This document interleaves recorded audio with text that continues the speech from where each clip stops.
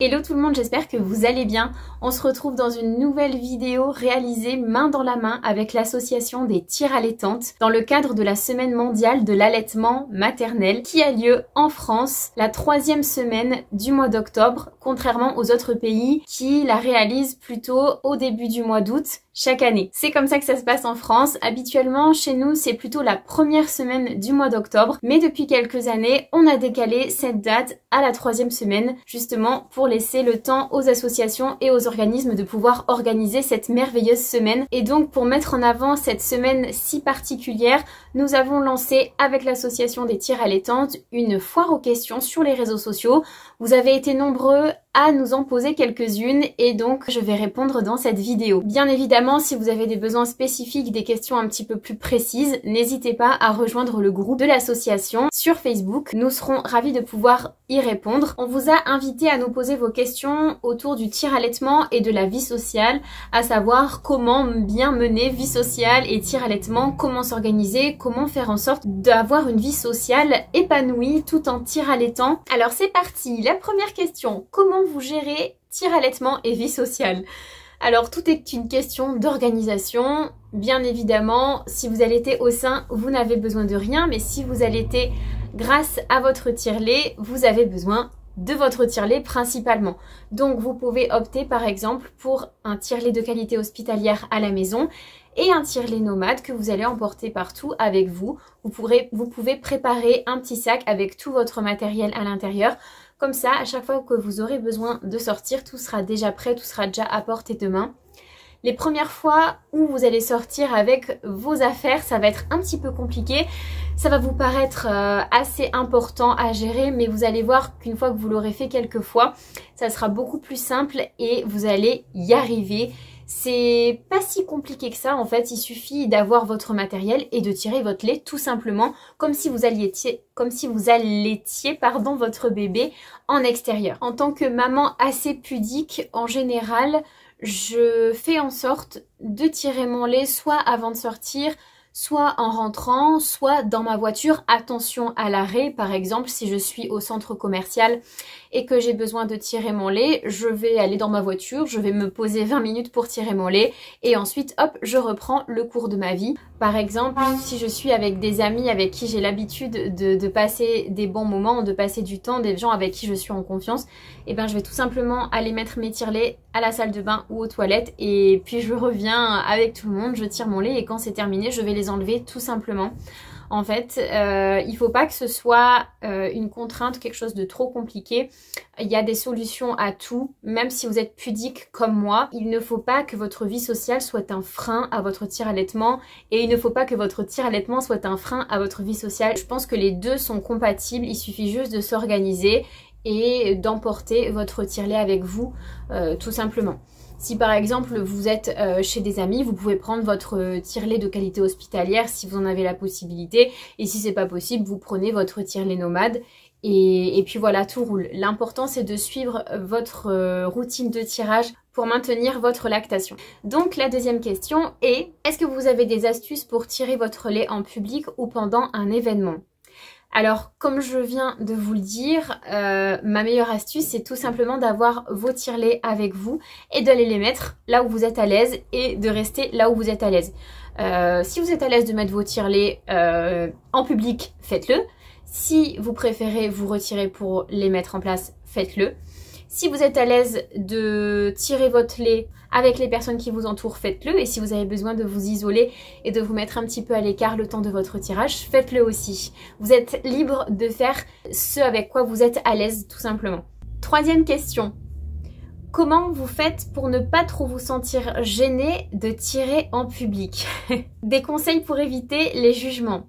Et bien, comme je vous l'ai dit, je suis une maman pudique, donc oui, quand je mets mes tire-laits et que je les ai sur moi et que je suis par exemple, je sais pas moi, au restaurant, oui, je suis un petit peu gênée, je vais pas vous dire le contraire, ce serait faux, mais je le fais parce que c'est mon choix et que c'est mon droit aussi. Quatrième question, comment vous organisez vos sorties ou voyages avec le tir-allaitement? Pour les voyages, ça dépend de votre mode de transport. Si vous prenez l'avion, vous avez la possibilité d'emporter un sac spécial pour votre bébé avec vous, donc un sac supplémentaire dans lequel vous allez pouvoir glisser vos affaires pour bébé, plus votre tire-lait, votre matériel dont la glacière, les pains de glace, les pots de conservation, etc. De l'eau si vous avez besoin, tout ça. Donc là, c'est comme quand vous êtes dans un lieu public, en sortie ou quelque part n'importe où. Vous mettez vos tire-lait et vous tirez votre lait dans l'avion tout simplement. Alors ce qui peut être un petit peu embêtant, c'est par exemple si l'heure de votre tirage tombe au moment où vous devez embarquer dans l'avion. Alors là, c'est sûr, c'est un petit peu compliqué, mais la seule chose que vous risquez, c'est de décaler un petit peu votre heure de tirage, ou alors vous pouvez tirer votre lait un petit peu avant. Si vous savez que vous embarquez à 15 h et que votre heure de tirage est normalement à 15 h, vous pouvez peut-être tirer votre lait un petit peu avant, comme ça vous libérez exceptionnellement à ce moment-là. Ou alors vous mettez vos tire-lait avant d'embarquer et vous les enlevez une fois que vous êtes installé dans l'avion. Voilà, il y a tout un tas de possibilités qui s'offrent à vous. Il suffit d'y réfléchir un petit peu en avant pour pas être trop paniqué et trop stressé, parce que ce genre de situation, ça peut vite vous faire angoisser. Enfin, en tout cas, moi, j'ai souvent été angoissée dans des petites situations comme ça, dans des moments où il a fallu gérer ce que j'étais en train de faire et puis le timing, quoi. Donc voilà, mais ça se fait.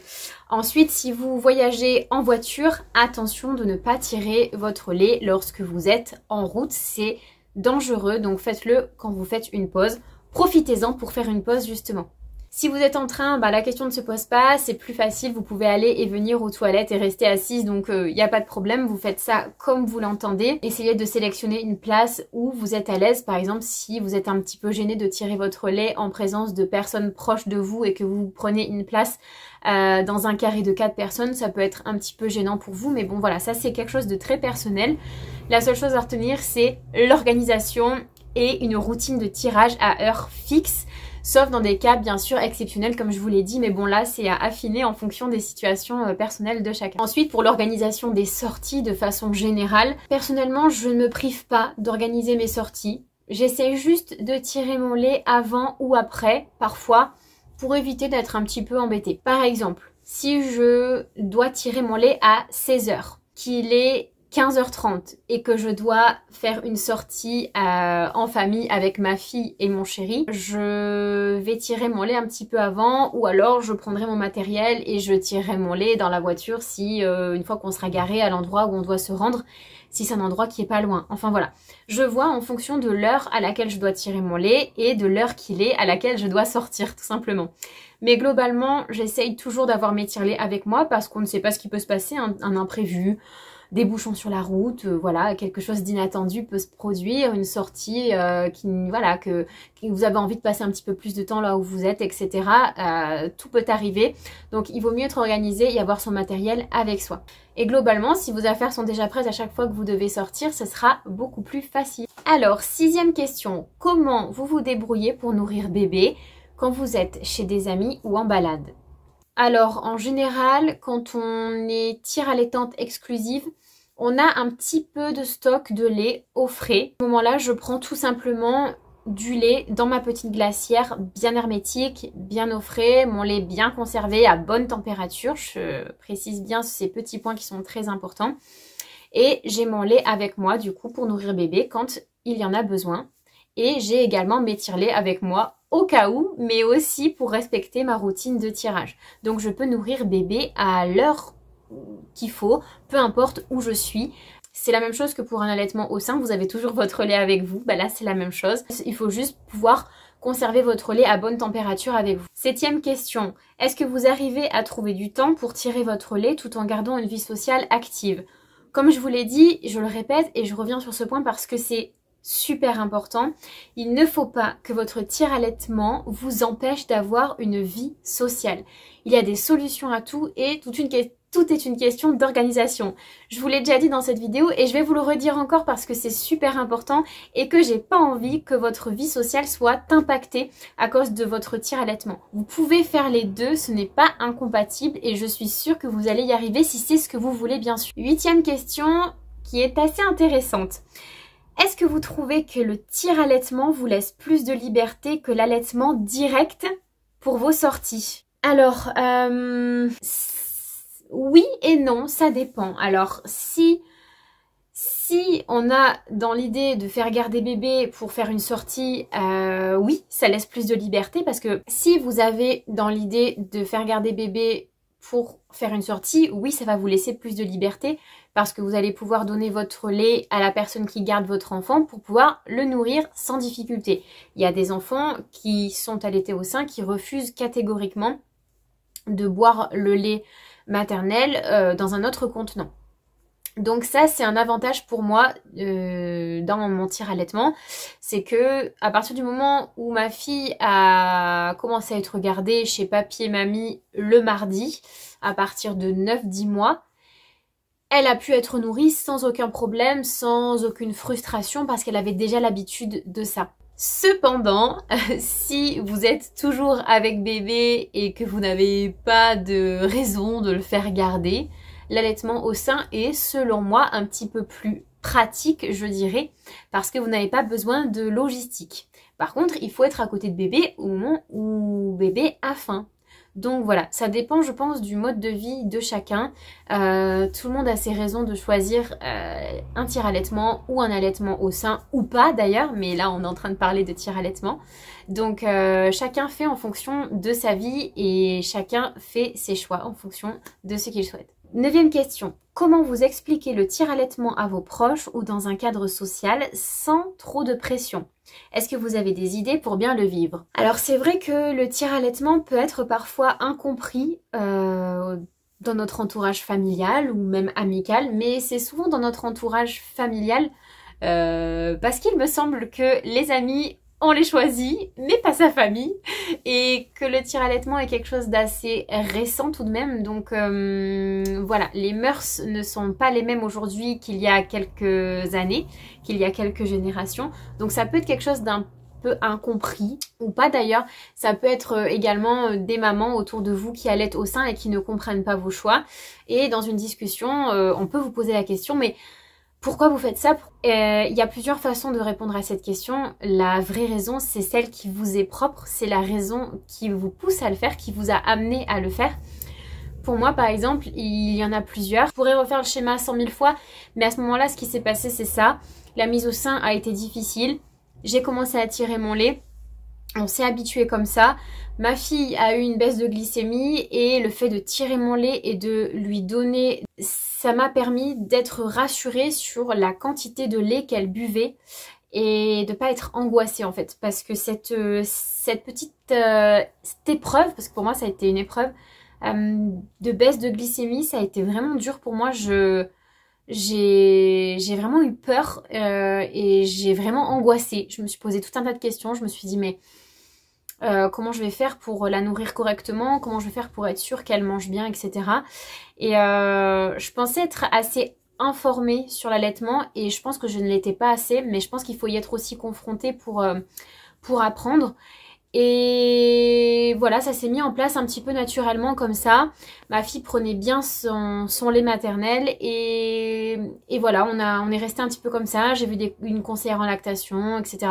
Et on s'est rendu compte avec mon chéri que finalement, cette organisation nous convenait, voilà, par rapport à notre mode de vie, par rapport au travail, par rapport à plein de choses. Et on est resté comme ça, voilà. Donc si quelqu'un devait me poser la question, c'est ce que je lui répondrais tout simplement. Donc vos raisons à vous sont les meilleures pour expliquer votre tire-allaitement. 10e question. Pour celles qui bougent souvent, comment vous vous assurez que le lait reste bien conservé? Alors, il vous faut une glacière de qualité, donc une glacière spéciale pour le lait maternel. Donc en général, ce sont des petites glacières carrées. Vous pouvez trouver ça chez Medela par exemple. À l'intérieur, vous avez un pain de glace qui prend la forme en fait de vos contenants et qui épouse bien du coup les petits pots de conservation. Et vous glissez tout simplement votre lait maternel à l'intérieur. Donc la la glacière est bien hermétique, elle n'est pas trop grande, elle n'est pas trop petite. Vous avez juste la place pour mettre vos petits pots de conservation. Bien évidemment, c'est pas la même chose si on est en plein été qui fait 30 degrés ou si on est en plein hiver. Donc l'idéal, c'est d'avoir quand même un petit thermomètre que vous gardez à l'intérieur de votre glacière et qui vous permet de surveiller la température de votre lait. Vous pouvez également mettre votre glacière dans une autre glacière, par exemple si vous êtes en plein été et que vous voulez vous assurer que la température à l'intérieur de la glacière où vous conservez le lait maternel ne monte pas trop vite.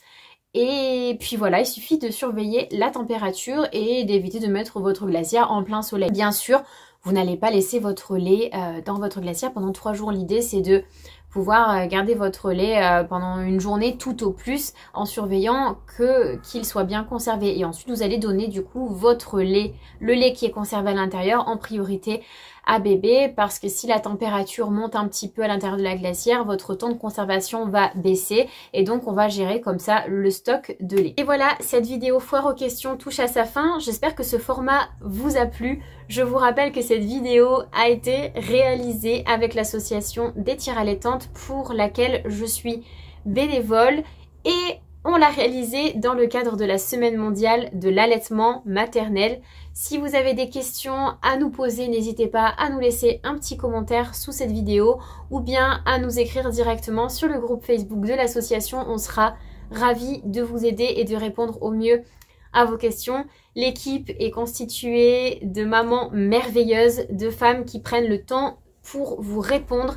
À chaque fois que vous posez une question, on est en échange avec l'équipe pour vous apporter des meilleures réponses possibles et vous apporter une réponse de qualité. Et sur ce groupe, toutes les questions sont filtrées. Vous ne trouverez pas de questions-réponses qui sortent de nulle part avec des commentaires sortis de nulle part. Tout est surveillé, tout est filtré. On fait attention à ce qui est dit pour vous apporter les réponses de la meilleure qualité qui soit.